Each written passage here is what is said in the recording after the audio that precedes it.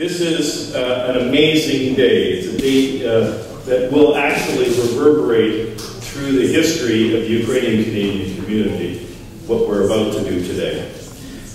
We're launching a $20 million Our Legacy, Our Tomorrow campaign. It started as an important project envisaged by the board of directors of the Shevchenko Foundation some 10 years ago, and really was released about 2 years ago to form it. Now comes to life today. As a result of significant consultation with a lot of people in this room and keeping in mind our community's vision to ensure that future generations will have the resources to carry on and build on our cultural traditions, we are proud to launch this campaign today.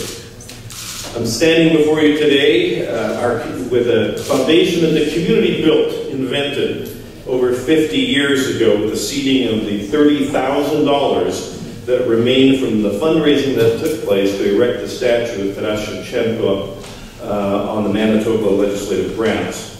That $30,000 and the millions of dollars that have been given back to the community now stands at almost $30 million under the management of the foundation. And the vision and mission of the foundation to advance a flourishing Ukrainian-Canadian community for the enrichment of Canada has not changed since 1963, but it has evolved into just a wonderful, magnificent human endeavor. My heart goes back to those original founders. I met a lot of them. As we say in our traditions, and as I mentioned today to a reporter, their memory is hallowed in our community eternally. And we are eternally grateful for what they are about to do and have done for us. What you're about to do, somebody else standing at this podium 50 years from now will also be eternally grateful for what you will commit to tonight and for your presence here today. It's pretty tough to get up here. The WC Fields said never follow a kid on stage. It's pretty tough to just stand there and watch those children and not have a tear come to your eye.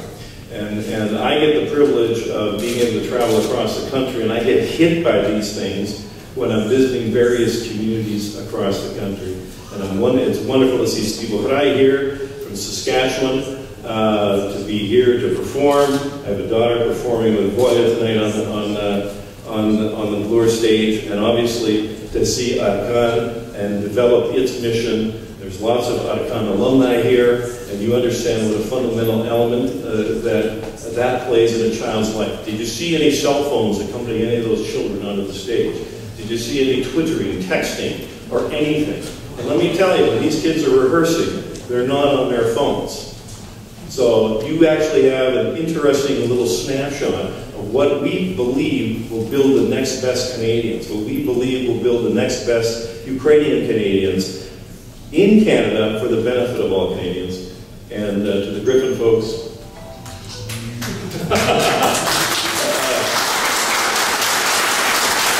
as the former chair of the Italy Symphony Orchestra, I wish we had you out in Edmonton more often, because that was spectacular. As I mentioned to Gordon, it was electrifying, that performance that you gave.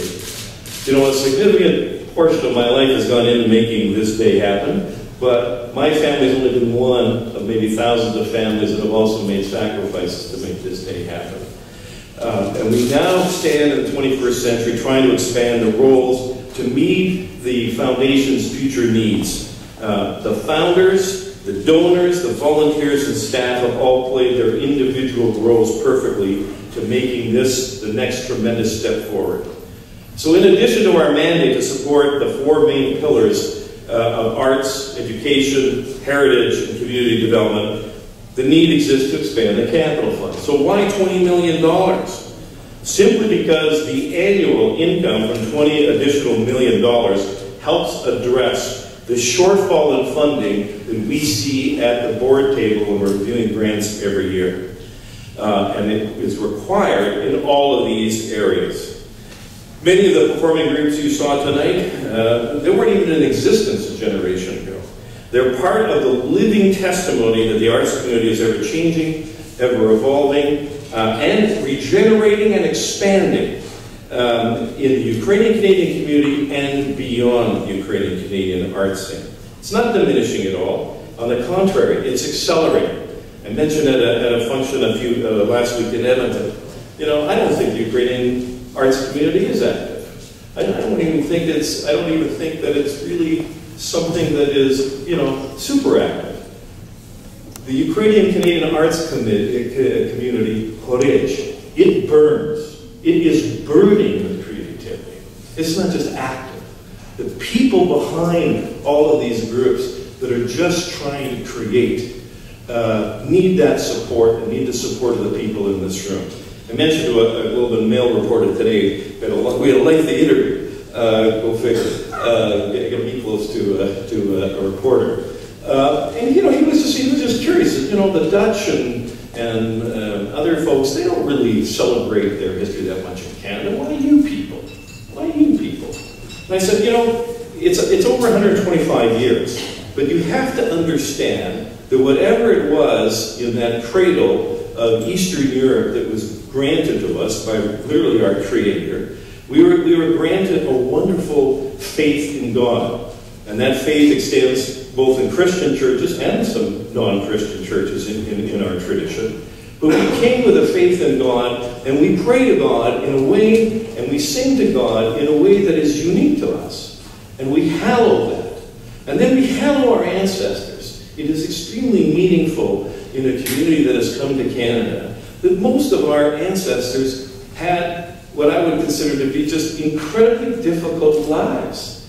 And it's not trite to say that. Most families had extreme tragedy in their background. So we understand not just what sacrifice is, we understand what blood sacrifice is.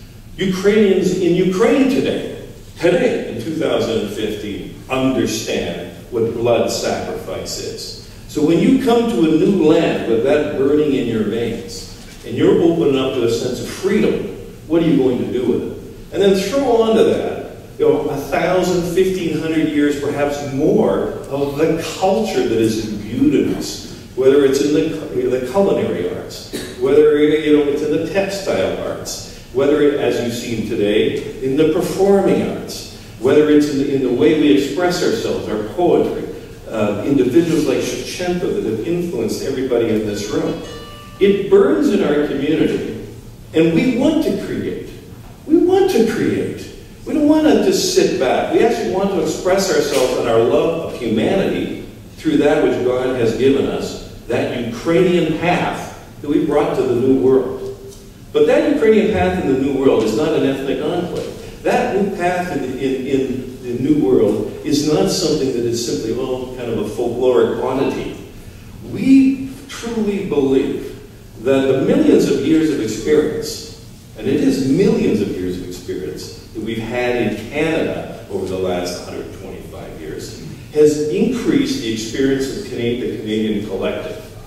Whether it's the fundamental notion of multiculturalism, where other countries in the world would just give their eye teeth for, to have the kind of tolerance and, if you will, vision that Canada has in that sphere. Just pick up the paper any day on what's happening over in Europe or elsewhere in the world. And our people were grateful, even when they faced discrimination. They were grateful. They were grateful to their fellow citizens, and they were grateful to the Creator who allowed all of this to be. So we're going to do this for the arts. We're going to expand, as you see, some of the artists you saw. You're going to see an expansion with this $20 million that was our literary award. We're going to try and get younger cohorts of writers more actively involved at a younger age, so that our stories can be told, but so that all Canadian stories can be told. We want filmmakers like Oris Sushko, who has produced just a wonderful, wonderful documentary. We'd like 100 Oris Sushkos. And they're out there. And they're young. You'll meet one of them tonight. But they're out there, and they need our assistance. Through the generosity of many people, we're actually going to go to the educational component. We've always given away scholarships and bursaries to students. But we're going to create something called a Future Leaders Fund, so that we can actually identify in our community those young people who are achieving well, who are going to be in undergraduate or postgraduate studies, or excellence in other technical schools. We're going to identify them. We're going to nurture and support them with funds so that they continue to be within the Ukrainian Canadian community, finish and achieve their professional credentials, and be standing, he or she, standing at this podium sooner than later, describing how they're going to lead us in the next generation. And that's the $20 million allows us to do that. The $20 million allows us, we support the arts. We support all the people you saw tonight. How about a fund that would allow young musical professionals who are really budding stars to actually have a weekend with the Gryphon Trio, or perhaps 10 or 15 of them to be mentored by superior artists, the best of the best, nurturing and mentoring our best of our best. Do you think something will come out of that? You bet something will come out of that. You guys will have a lot more competition, but that's okay. Because that's another way of mentoring people who deserve to be mentored. And right now, there's a gap in that funding. There's a gap in that funding in every community, but our community is going to try and address it for our own to make sure that they flourish and they prosper. Through the generosity of the Temerte family, who I think Jim Temerte remembers me when I think I sat down with him 10 or 15 years ago, and he asked me, well, are you making an ask? And I said, no, I'm here to make a partnership.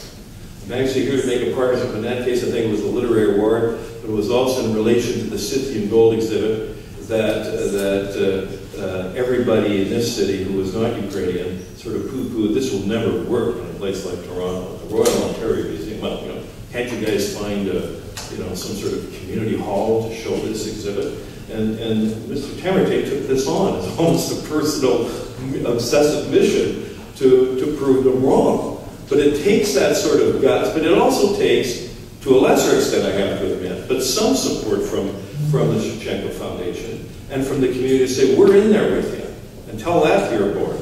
Now, we didn't come in with a lot of dollars. With a $20 million campaign, we can come in with some bigger dollars, but there's a reason why that Royal Ontario Museum exhibit smashed all the records for the Royal Ontario Museum.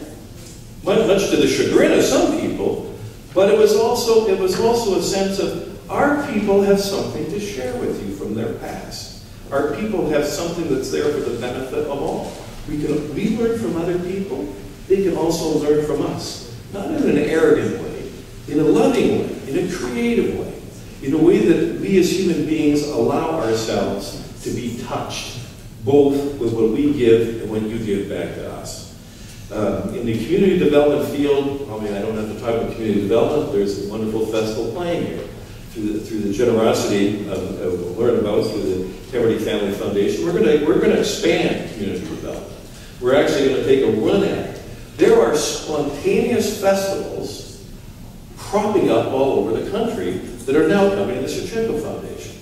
There's one of our directors work. It's interesting that a group in Grand Prairie basically decides, we want to have a Ukrainian festival. And then the city council says, wow, that's a great idea, because we like Ukrainian things. What are we going to do?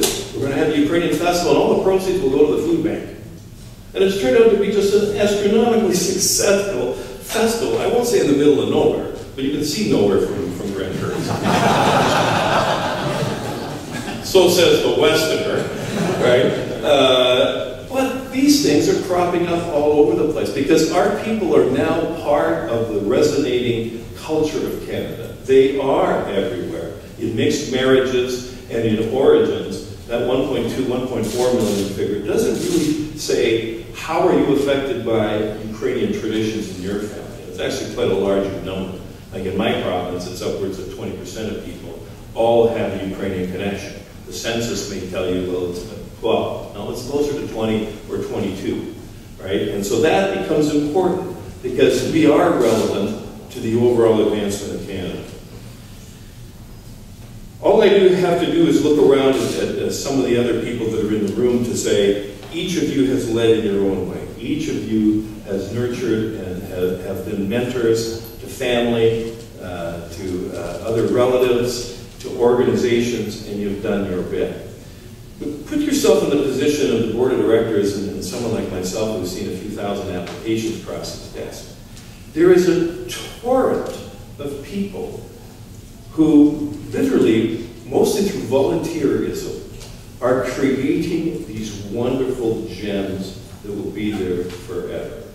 You know, the people that are composing right now in Ottawa an oratorio that will be produced in Saskatchewan, one of the symphonies in Winnipeg, are examples of that. The artists who fill the walls with expressions, and you know, they get up in the middle of the night and doodle and do these things. They can't sleep. They have to write. They have to write poetry. They have to paint. All we have to do is help them a little bit for that to come out. And we can sleep well. Well, they drive themselves nuts trying to produce the next great piece of creative work. And all of that knits us together. I don't know many things in the country, maybe in the non-Ukrainian community, maybe say hockey, but within the Ukrainian-Canadian community, this sense of the development of culture, arts, education, and community development that the Shevchenko Foundation provides knits us together. Like it or not, we're all in the same room together. Some people will stand close to longer than others, but we are a community, and that's what the foundation is. And so the commencement of a $20 million campaign is an incredible achievement to take on. We'll talk a little bit more about it shortly, but I'm going to take the opportunity now to introduce a good friend of our foundation and co-chair of the Ontario campaign, Mr. Roman Duchak. Roman is also managing director and head of global investment banking at CIBC World Markets. His next job will be president of the world, I think, because he's moving along. Roman will be reading greetings from the community leaders to the foundation and specific supporters of the foundation who couldn't be with us tonight because they had a prior commitment in Los Angeles, and that's Ian Ikhmatovich and Marta Vita. So, Romana, why don't you come up?